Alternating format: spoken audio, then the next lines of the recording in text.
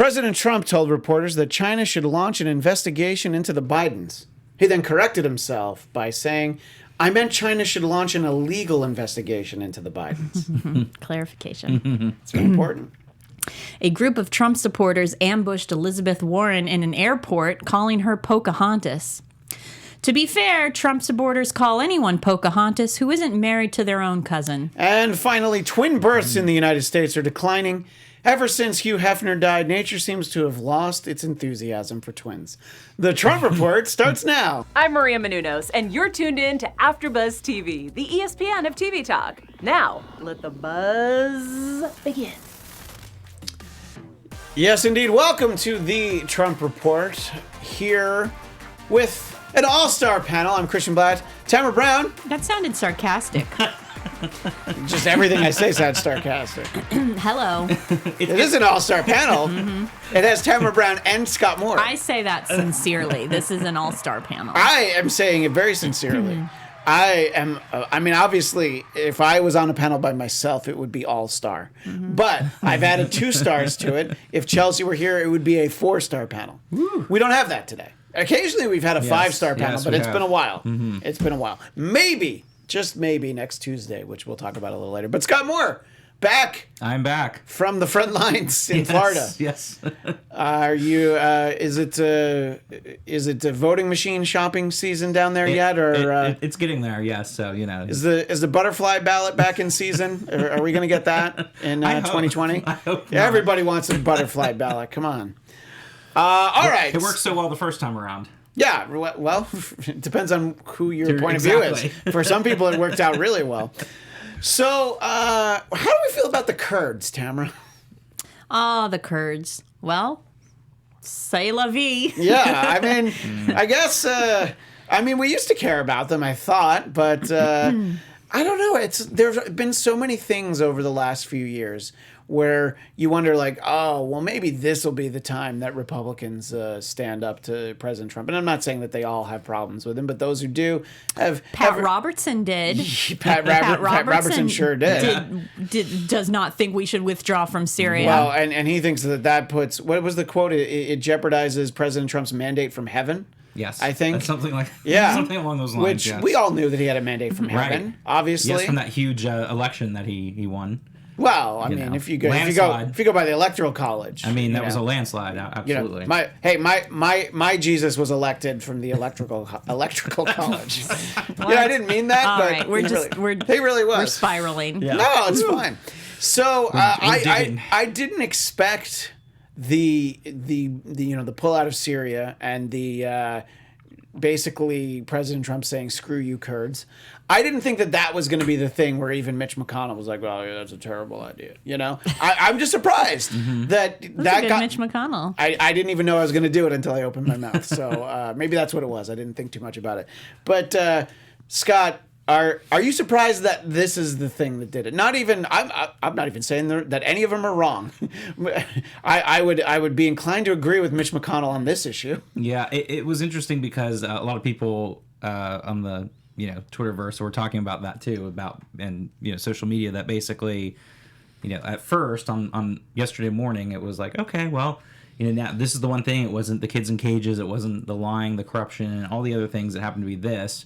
But then as we moved along today, it's sort of already kind of fallen by the wayside by most Republicans, again, to be replaced by impeachment type of thing. But I think it was just the way that it was done. Even Donald Trump has a quote. Of course, he doesn't live in reality, but he had an actual quote where he spoke and said that we don't want to leave the Kurds behind, and it's not in the best interest of everybody. And then sure enough, he's doing this on a Sunday night.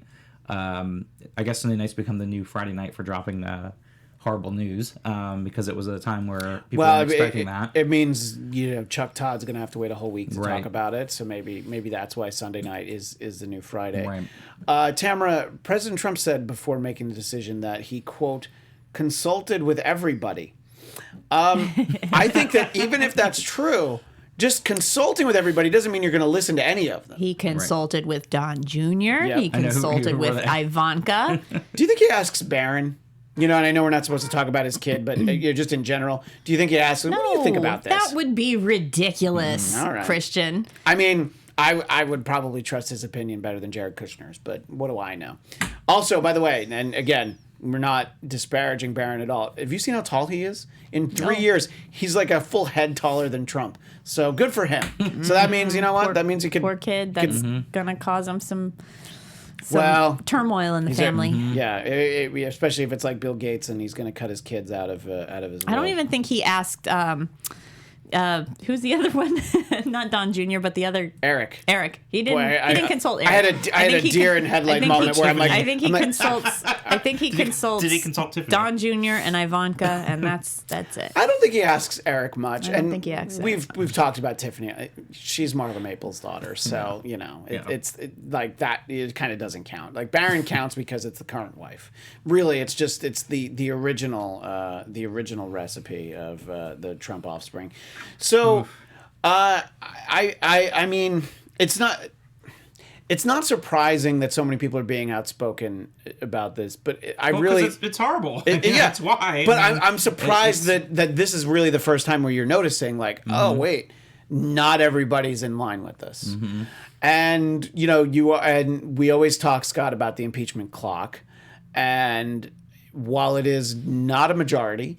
It's one poll, but I saw a poll that now 49% of Americans feel that it's there. I don't even know that they're saying to impeach him, but they're saying like, yeah, let's do the impeachment hearing. No, I mean, it's up to 43% to have him removed from right. office. So even that's like, that's gone way up. And I mean, we can get into more detail in a moment, but it's interesting the type of game they're betting on now, Trump and the administration.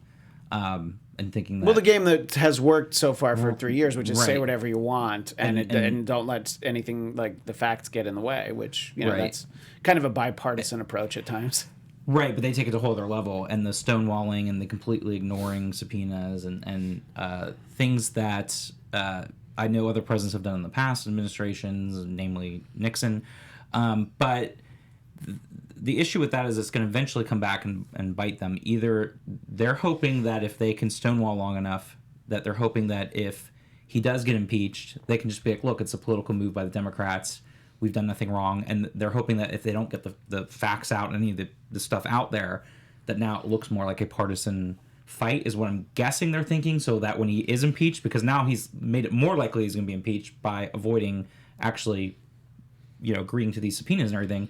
But I'm guessing their thought process is, well, if they have no proof or anything out there, they're going to say it was all a political move anyways. And I'm guessing that's what their whole talking points are going to be. But I think it's a really bad move on them, because the more that they do this, the more, again, that the American people are up from being like, we're kind of done with this ridiculousness. So, I mean, they're doing it at their own warning here, knowing that they know that they're going to be set up to maybe having a few more Republican senators jumping and to potentially vote yes to have him removed from office. Meanwhile, and I don't know if we're going to talk about this down the line yet, but does it seem like it's more likely that his tax returns he's going to have to turn over his tax returns soon? Yeah, because he's got to be sweating, buckets of KFC right now. Like he's really under pressure right now. Let us know in the chat, what does it smell like when Donald Trump sweats? Formaldehyde I would say with chicken. I would say KFC. So I would say it's a mixture of 11 herbs and spices and NutraSweet. At least I think 11 herbs and spices, including Old Spice. Yeah, well, that's the most important one. Tamra, let me know what you think about this theory. Mitch McConnell coming out in favor of the Kurds. Mitch McConnell coming out? Yes. You didn't see that headline? Oh. And he's going to say he was never married to Elaine after all this when she gets indicted for whatever. Oh, yeah. Well, money. The way that he'd be happy to throw her under the bus if he felt like it would get him 3 more votes. My question is, do you think that there's some Kurdish population in Kentucky that we just didn't know about, so he's actually courting those voters? Because that's what makes the most sense to me. I think what makes the most sense is that Trump is being pressured from Putin now that everything else is the inquiry and the tax returns and all of this stuff is going on that could potentially prevent him from having a second term, if anything at all. So Putin's like, hey, man, now's the time to scratch my back. But perhaps you've both heard, I've heard President Trump say many times, there was no collusion. So I don't quite know what angle you're talking about, why Putin comes into this. I've heard many times that there's been no collusion. I am talking my crazy conspiracy theories that President Trump is just a puppet for Vladimir Putin. Call me nuts. That's fine. I'll take the fall. So that's on you. That's your crazy out there theory. The AfterBuzz TV is at the opinions of the hosts and the opinions of the hosts only. Correct. Right, that's right. Because you never know who here feels like, look, if Putin wants to come on, I'd be happy to talk to him. He doesn't even have to put a shirt on, It was his birthday yesterday, wasn't it? What'd you get him? Well, what do you get? What do you get for the guy who's killed everyone? He has everything. I think he got what he wanted. Oh, well, yeah. You think? Yeah, Sunday night was his birthday gift. I guess it was early. This was Donald Trump. This was President Trump's present to Vladimir Putin. So, also, President Trump has said that Turkish strongman Erdogan, I'm just going to go with his last name, he expects him to come to the White House next month. Now, he's said that about, let's see, who has he said that he would invite? He said, of course, Kim Jong-un. He said he'd love to have Putin come to the White House. I think that the only people he doesn't want in the White House are the women's soccer team. I think he said that they weren't welcome. They, of course, said they didn't want to go, and that's why he said that. But still. Do you think... How likely is it that you think... Well, how likely is it you think that he's going to invite them all on the same day? Erdogan will be there. Putin will be there. Kim Jong-un will be there. And it could be like a special episode of the Super Friends when like the whole Legion of Doom comes together, you've got Lex Luthor and the Joker, and you've got everybody. They're all together, and Trump's like, yeah, this is great. I'm gonna let you guys just run things for a little while. Well, I don't know if Kim Jong-un's going to be coming right now because he had a whole statement the other day and all the but talks fell through. He's just acting out. He's fine. I don't know if they'll be on good terms by that point. Look, anybody who has a toddler knows what a tantrum looks like, and he has right. We have a president who's one, so it's quite we see it every day. We've gotten to know it pretty well. Well, Tamra, what do you think about President Trump saying that Turkey is, quote, good to deal with? Do you think that there are a lot of indications that Turkey's been good to deal with? Good to deal with. That will endear him to a large population of Los Angeles. Well, now you're talking. See, that's what I was going for with the Kurds, but I don't think that the city of Los Angeles is going to vote for President Trump. That's what I'm saying. It's not. He's not considering. He's not considering us anyway. But. What was the question? The Turkey's good to deal with. Is Turkey good to deal with? The evidence. You know what? If he says so, then sure. Well, the evidence. Jake Tapper from CNN has tweeted out over the weekend some old tweets from both the president and Ivanka. Times I believe it was 2012. They were both in Turkey. Talking about what a great country it was and celebrating the opening of a Trump property of some kind. So I think they actually have been great to work with. That's what I was going to say. Not when you're the president, but it's been fantastic to work with. Yeah, they're good to deal with when it comes to cutting red tape, to building your properties, and skirting absolutely, codes. Yeah, absolutely.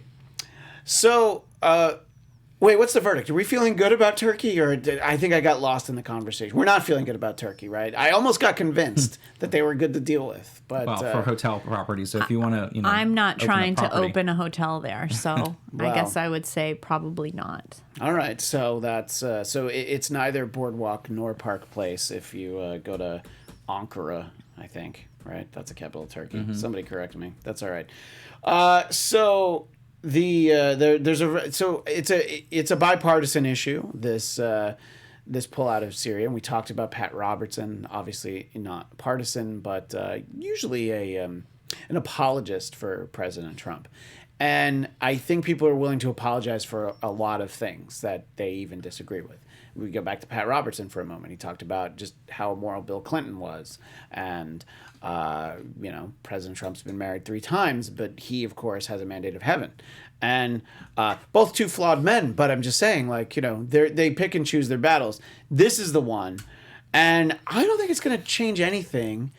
And, a lot of the media coverage has, unfortunately, shown you a lot of the atrocities in Syria, which President Trump seems to have the viewpoint that it's 7,000 miles away, which I think he might actually be right about that part. And that, it's not our place to get involved. And there are the Trump. He has no problems with atrocities that are happening just a few miles away from us at our southern border. He has no problem with those atrocities. So I don't think it's a matter of distance from atrocities. Well, that's a great point. Right. Well, and the problem is that we already were involved, and if we're not involved, unfortunately, I hate always saying that we have to be the world's police and standard, because there are different players involved, but it's exactly playing into the hands of Russia and Syria and everything else when you create a vacuum there and you allow these other countries to come in and influence in a neighborhood that is prone to having a lot of issues. And if we don't have some kind of presence there, we allow for things to potentially escalate and get out of control. And the fact of the matter is we already did get ourselves involved in things over there and continue to be after years. And so it's a dangerous move. And again, it's kind of changing the whole dynamic. It's going against any of our allies and allowing the strongmen and dictators and other world players to take a lead. And yes, I get it. He's trying to make it seem like, oh, I'm saving troops from going there and fighting other people's battles, and I'm trying to get people out of the wars and stuff. But you have to do it in a way that makes sense. But on the flip side, he's okay with going in and threatening Iran. And he doesn't do anything about Saudi Arabia. So it's like, again, you're going back to like picking and choosing. You can escalate issues with Iran, but then you're going to let the Syria war go on. And I can just imagine if it was Barack Obama who was doing this when they made the big deal about the red line, and then the red line was crossed, and then basically saying that he's not doing anything or he's avoiding sending troops down there. How much of an issue Republicans will be raising over that at this very moment? I would say just as surprising as Mitch McConnell is the fact that Lindsey Graham somehow has felt comfortable in criticizing the president, which is not something that he did he? He sure did. He did, yes. He said it was short-sighted and irresponsible. So I think that's probably his quotient of criticizing President Trump for this year, though. So I think he'll probably be quiet for a while.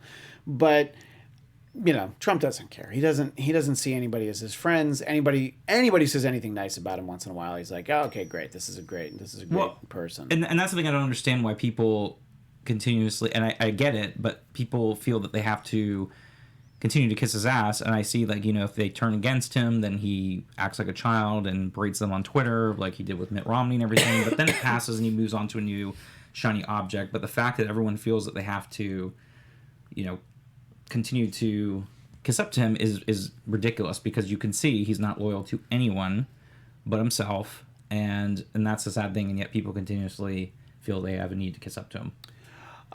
We gave some credit to Mitch McConnell a couple minutes ago, but let's talk about, there is a viral ad that he's running where he's making sure everyone knows that he will not let an impeachment hearing, whatever the results, he would not let it go through the House. Through the Senate. No matter what the House does, he's going to stop it, because that's his job. As far as he's concerned, his job is to make sure that nothing actually passes his desk and gets voted on. Yeah, he doesn't actually do work. Right. Which, maybe that's appealing to some segment of America. I don't know.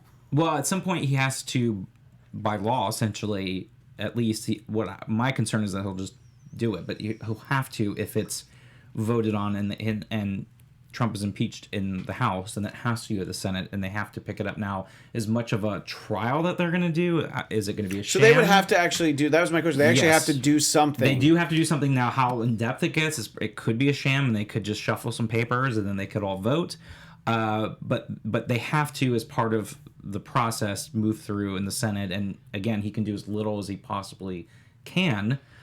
Which he's shown that's very exactly. little. So I think that's Trump's hope, is the fact that if they can stonewall everything and they can't get any of these the papers or the facts to come out or have anybody, being interviewed, and the Democrats vote to impeach him, then he can just turn it into a political partisan thing and rile up his base. And you can say, look, they just impeached me because I was not, doing paperwork and giving them answers for things they wanted, which was a complete, sham and wasn't a real thing anyways. It was just a partisan witch hunt kind of thing. And I think that's what he's hoping on. And then the Senate can do very little to actually show anything going on with the trial, not really bring up any of the issues, and then hope that they vote against it, obviously, because you need 20 more Republicans to cross over to vote to have him removed from office. So I'm thinking that's what they're betting on.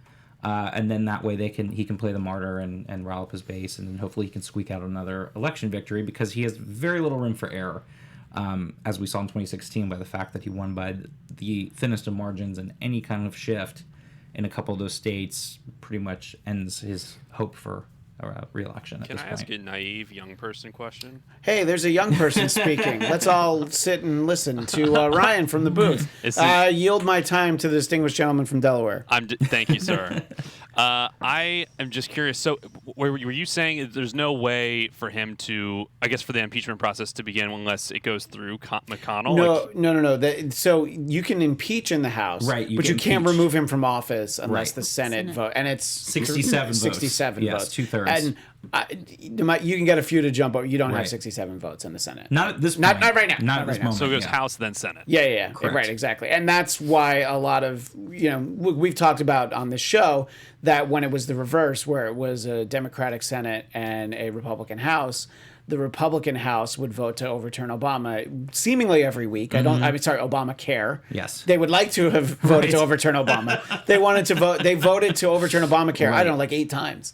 And like the Senate 50-something times. Right. What do you think? 8 times in an afternoon. Right. And the Senate was just like, no, we're not going to do that. Yeah. So, it works both ways in that sense. But yeah, this is an issue that the Senate would have to take up. Yes, the Senate would have to take it up, but like we were saying, as much of how detailed they go into actually doing a real trial and bringing out the evidence and having people come speak and producing documents and thing called facts remains to be seen, because like we were saying, I think Mitch McConnell will do as little as possible so that it can be played up more as a political witch hunt, and Democrats were the ones that are trying to take him down and overturn an election. That's their new talking point, is overturning an election.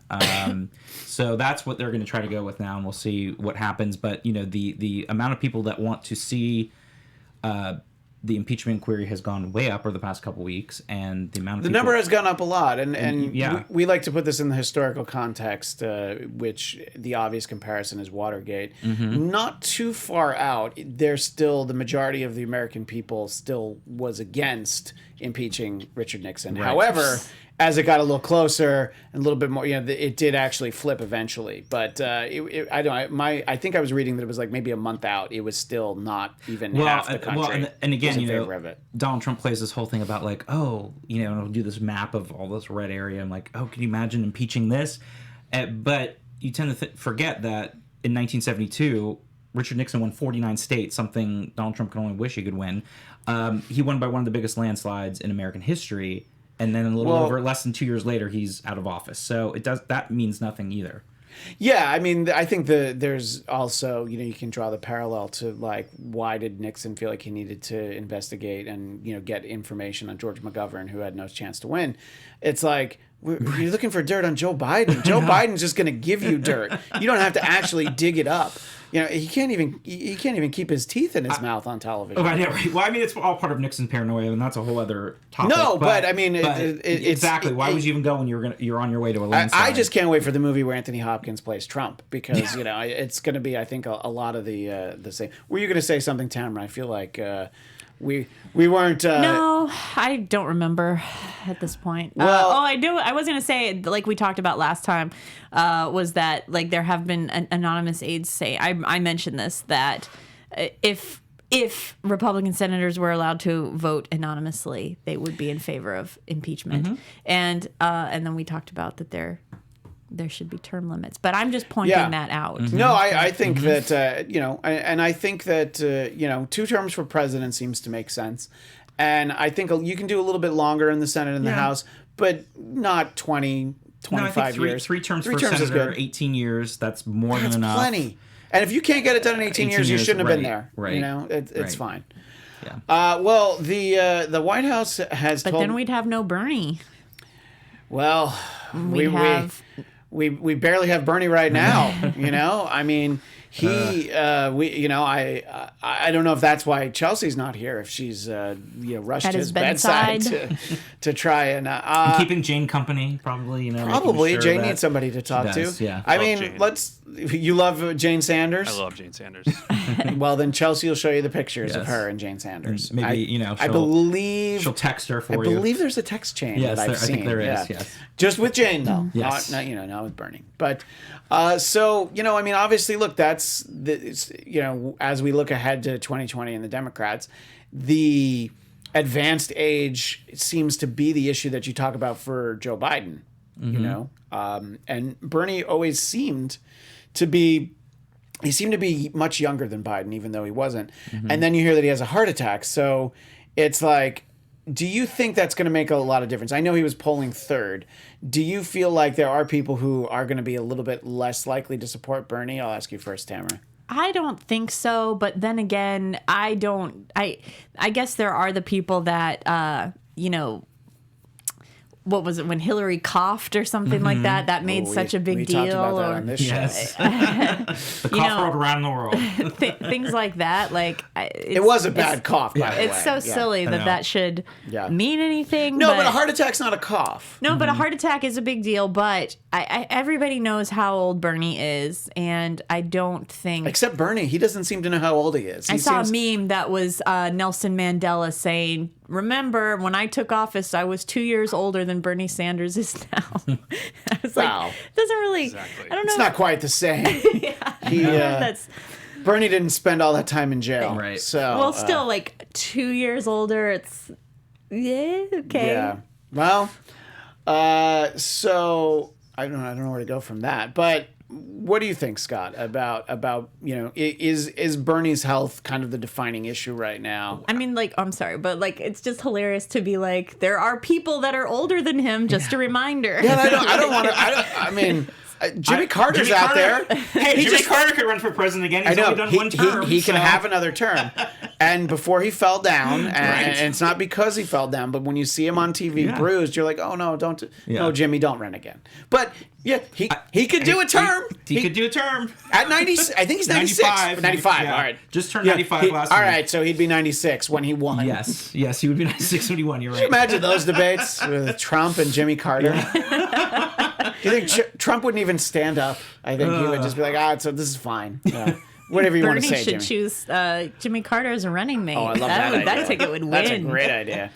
But I don't know. I mean, I think look, obviously, when you're dealing with people in their 70s and 80s, it makes a difference, I mean, but I don't know. I mean, it's not like Bernie was the front runner and this happened, I mean, this already seems to not be 2008. The Bernie flame isn't burning quite as brightly.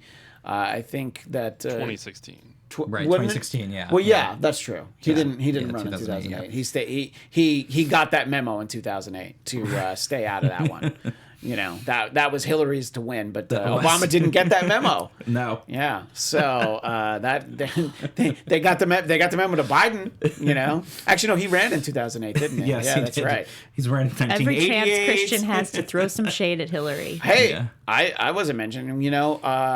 President Trump said that Hillary should actually run, Well- and she said, that's not a bad idea. And I'm like, that's what I've been saying. We talked about this from the and I said the same I've been thing. saying this ever since she said she wasn't going to run. I'm like, well, she's going to run. Obviously, No, she's going to run. She's not going to run. Although there was talk about it before, and that's why he brought it up, because there was this, now there was this chatter that she might decide to jump in and run, especially She wouldn't really jump in, would she?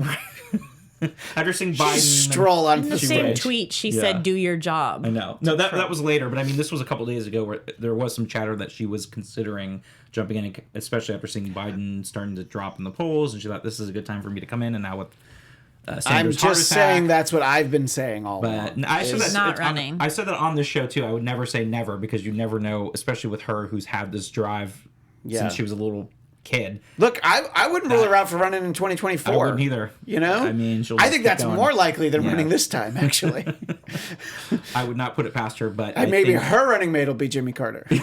Yes, in 2024 he's 100. Yeah, what better way to celebrate? He'll just be a cryogenic head at that point. Oh my God, he could run with Ted Williams.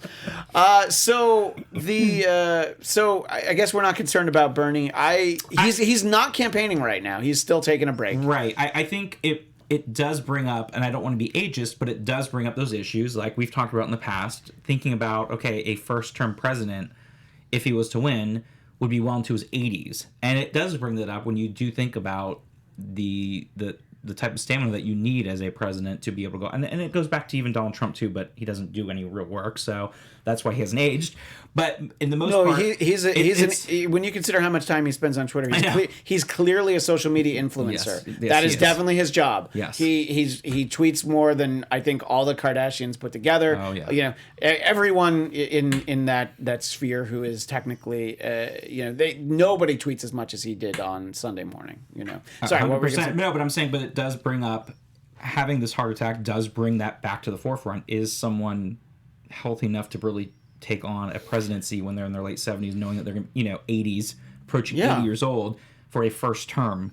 It's one thing, you had Dwight Eisenhower who had multiple heart attacks, and back in those days they didn't really bring it up as much, but he had multiple heart attacks before he was president, when he was president, and died 8 years after leaving the White House. And at the time, he was the oldest president ever elected and left at just under 70 years old. But those are just over 70, but that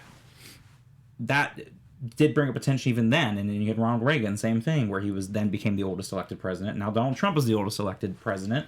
And it does bring up not just the age, but how's your cognitive health? And again, Donald Trump hasn't had any good cognitive health for years. But, comparing presidents' decline, you see Ronald Reagan, how he declined through the years and ended up, having Alzheimer's and passing away from it. But you do see that cognitive decline with older people. Yeah, but, it is and I did have to look it up because I wanted to get it right. Reagan was 69 when he was elected. That sounds like a child now. Right. When you're compared That's to what I'm saying, Trump. Right. And also, and look, you're talking about it being ageist. And I think it's ageist if you're like, well, I'm not going to hire him for data entry, Walmart greeter, kiosk manager at like a fast food restaurant because they don't actually take your order anymore. But, to be president, you look how much it aged George W. Bush, Barack Obama. I mean, Trump looked like this when he was but those two in particular, right? You really, I mean, Clinton, even Bill Clinton, you saw from he had gray hair and that was basically white when he left. But but again, you do see that, and there is cognitive decline the older you get, and that's just a fact of life.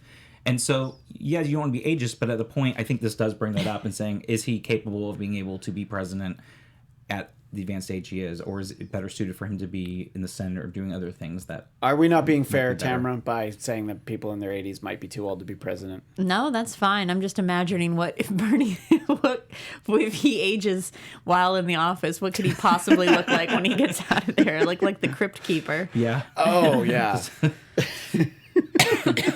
Especially to clean up the mess from the Trump White House. I mean, that's enough to age anybody. I don't know. I guess I could see how somebody... But, I mean, it's like I'm aware that Bernie's old, Yeah. I'm aware that a heart attack is a possibility with anybody at that age. So with Biden, with any of them, it's just not a surprise. Yeah, I mean, even the younger candidates, I'm not gonna isolate anyone saying that they could have a heart attack, but any of them, there's gonna be 12 people on the stage next week. Absolutely. Most of them, I'd say Mayor Pete, probably not likely, but the rest of them, I mean, it's good too. I mean, he's not even 40, but it's true. No, it could happen. You absolutely could. Yeah. But you look around the stage, and you're like, I think a lot of these people are advanced in age. I mean, I'm old enough. I'm on cholesterol medication already, so you never know. I mean, if it runs in your family and things like that, it's definitely something that people, like you said, it could happen to anybody. Well, let's bring it back to the impeachment. The White House has officially told Nancy Pelosi that Trump nor his staff will be participating in the impeachment inquiry. And this is always that question I have is like, at some point you can subpoena people. And when you get back to Watergate, it was like, if you don't show up, I said this last week, the police can show up and like arrest you, but I guess there's a lot of appeals. That process is long and drawn out. But just because you're not going to cooperate doesn't mean that so the impeachment's off. Trump says he's not coming.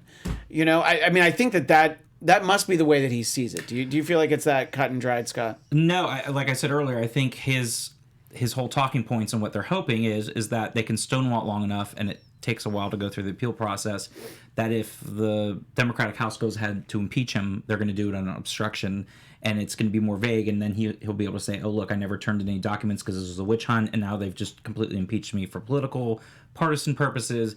And if the facts really don't get out and these people don't get to go up and be, subpoenaed and answer questions on the Hill, then it's going to look more partisan. So I think that's what they're hoping would happen, because what they're actually doing is speeding up the likelihood of him being impeached. But I think that's their hope, is that if he is impeached for this, then they'll be able to have a better chance to salvage his presidency by being able not to get the facts out and not having people interview. But I believe that even the Supreme Court would have a very hard time allowing that to be gotten away with, and that's sort of what happened during Nixon's presidency. He avoided subpoenas as well, and Bill Clinton did as well, and it comes with part of the course. But the Constitution clearly states that they're co-equal branches of government, and they do have a right to oversight. And I can't even imagine that the Supreme Court, especially if they really are truly conservative, are going to go against the founding fathers and the Constitution and the co-equal branches of government, and say, no, you can do whatever you want, because he's not above it. The executive branch is not above Congress. So I'm guessing they're just hoping that he'll be impeached, but without the facts. It'll just be obstruction. So they will be able to just play it up to their partisan base. So you don't even have to actually prove your case if it's right. They can just vote and say no, because impeachment. Yeah, they can impeach. It doesn't have to be a crime. They can just all vote and say, hey, we're impeaching him now for obstruction of justice, for not, obeying the subpoenas. Well, Tamra, your gut reaction. So today is October 8th. So October 8th, 2020, is Donald Trump still president? Ooh. That's a hard one. I've got a quick follow-up. That's a tough October one. 8th, 2021, is Donald Trump still president? Uh, I'm going to be the killjoy and say yes to both, by the way. That's just what my role is on this show. I feel... I maybe 2 months ago, I would have said 100% yes. Yeah. But as the impeachment inquiry is gaining support, and I do believe that the tax returns, he's going to be forced to turn over his tax returns, and the Syria thing, I don't know. Everything is the Syria thing. It's minimized. So we've got the Syria thing. It's a witch hunt. Yeah, no, but I know what you mean. It's with everything ramping up. It's just sort of like, I don't know. It does seem like he's got a little bit more. Also with less interference in this election. I don't know. I think maybe there's a 15% chance that he might not get reelected. Right. Oh, that's it? Right. Well, no, but I think that's a little bit more realistic. More than I was thinking before. 15% or did you 50? 15% that he won't be reelected. Because before I was thinking there's no way he's not going to be reelected. Now I'm thinking there might be a little bit of a chance that he's not going to be reelected. I mean, that's a tough one. I was going to joke and say, well, do you think he's going to be president on October 8th of 2030, because he keeps saying he's possibly going for a third term and a fourth term. And, look, don't forget, he has said many times he's America's favorite president. Right, and he's just going to stay in office. Yeah. Well, that's a question for... We do a whole show on that. And by the way, if he's voted out, do you think he's really going to leave at noon on January 20th? Exactly. He's like, no, I'm good. Yeah, I'm just staying here. Yeah. Anyway, but finish your thought before I kind of agree with Tamra that I think there's a lot of things that are going to happen over the next several months, that the likelihood of him actually completing his term, which I've said all along, I've said this going back to when he was elected in 2017, would he actually finish his term? And I still don't think he will, especially if there's a lot of things going on, and let's say he thinks he's going to lose, he will not allow himself to lose by American voters. He will not allow himself to lose, and if he knows that he could lose, and it's likely, and that he could be up for crimes and everything, he would rather resign and allow Mike Pence to either, give him immunity and pardon him, and then walk away and say, look, I walked away, then claiming a loss by the American voter. Do I think he'll be impeached and removed from office? I think right now that would be like a low single digits. Do I think he'll be reelected? Again, if, like I've said, if the economy dips at all, and we keep seeing the economy kind of gyrating a lot lately, then that's it. That's the last hope he had to even hope that he could win. And if the economy falls, that's all he has, and he's definitely done. And it just again depends who the Democratic nominee is. But yeah, I don't think it's looking as good for him. What percentage likelihood do you think he's going to be reelected? Do you feel? I think it's... Because you've got it, the quick math is, Tamra says 85% chance. He's going to be reelected. You think it's lower than 85%? I think it's much lower because he won by 46% or so. So No, I don't mean... I'm just my personal opinion. Yeah, but I'm just saying, like, incumbents usually have the upper hand, but he's just so despised, and a lot of those states in the upper Midwest that gave him the victory all turned blue, and I think if Arizona flips as well, or any other states there, he's totally done. So it won't take a lot for him. I think that, when we touched on it and we did tie it into Watergate, it's where's the public opinion go in the next few months? Is it stay kind of around where it is right now, where it's like a little bit around half of the people, not actually 51% aren't looking for it. I think it's hard to imagine him not running. But what I've said for a long time, that if he's not president anymore, it would be because he resigned. Right. Well, that's that I think is the most, because he'll see the writing on the wall. Right. And somebody he trusts. Want to lose. So like Jared will tell him like, right. You're gonna get like 8 electoral votes. Yeah. You're gonna get Mondale votes. So you should walk away. Then you can blame Pence even after he gives you the the pardon and say, look, I would have won. If he's gonna wait for the ink to dry on Pence's pardon. Right. And then he's gonna make a living trashing Pence. Exactly. Probably on Trump TV, the network that everybody thought he was going to start in 2016. Right. Anyway. But look, the difference was Nixon and Clinton were both in their second terms and they couldn't run again. But Trump could, and theoretically, Republicans could remove him from office and still allow him to run on the ballot in 2020. So then the American voters could say, okay, well, let's punish him or not. So theoretically, they could remove him from office, and then they could allow him to be back on the ballot next year because it is only the first term. So there's a lot of crazy stuff that could happen. Give him any kind of indication that he should run as a third party or an independent. I mean, he'll do that too. Right, exactly. He could get removed from office. He's like, well, I'm still running. Right. No, I get back in. Yeah, they could, because that's a separate part of the impeachment. They could remove him from office, but then they also have to say, okay, you're not allowed. You're barred from running for office. Sorry, you didn't say no take backsies. Right. We are out of time.